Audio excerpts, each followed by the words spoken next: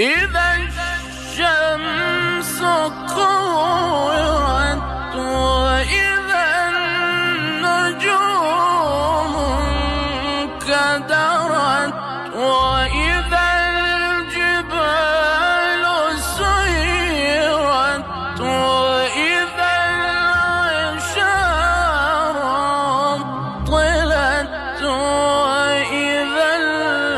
الوحوش حشرت وإذا البحار